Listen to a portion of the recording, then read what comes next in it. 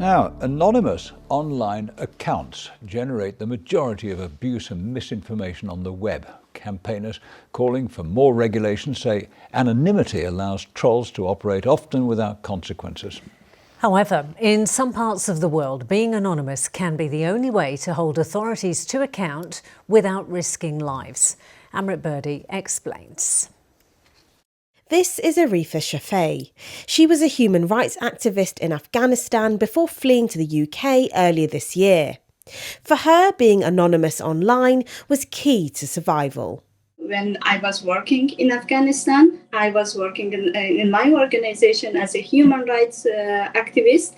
And most of the times, while I was working with some other partner organization, I was afraid to share my identity. That's why I chose to have a nickname. And then I always got introduced with the people with my nickname. I didn't show my face. And it helped me to follow up with my work in my organization without feeling afraid of any people or government or the Taliban. There are 4.5 billion social media users around the world as of October this year. In the UK, research from 2019 suggested as many as 20% of us have personally been targeted by abusive content. And there's evidence things have gotten worse. Analysis of more than 250 million social media posts showed mentions of violent threats have increased by 22% since the start of the pandemic. We asked people in Birmingham whether they thought users should be allowed to be anonymous online or not.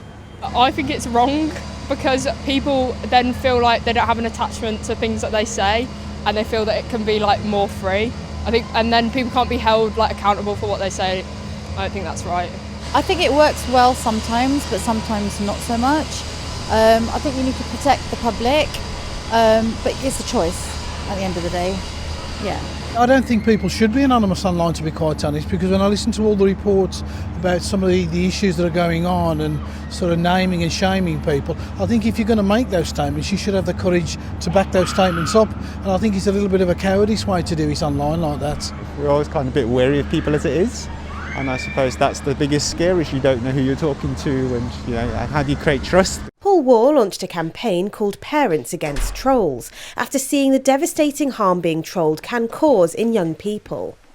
Being online anonymous needs to be regulated. And there needs to be a body, there needs to be a regulation, an organised authority, etc., that looks at the anonymity. There needs to be safeguards. We need to, if we're going to err, let's err on the side of protecting our children.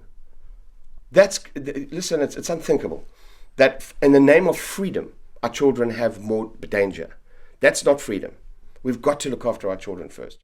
Making everyone prove their identity online could also mean users risk sharing even more personal data. We need to ensure that we are only allowed one identity, and that needs to be proved to government and to social media giants who we are. Drawback with that is really that you are then going to be giving social media giants a massive amount of personal data that they can utilize and manipulate. So that's a danger to that. Groups are campaigning for the new online safety bill, which is expected to reach Parliament early next year, to include clearer rules around online anonymity.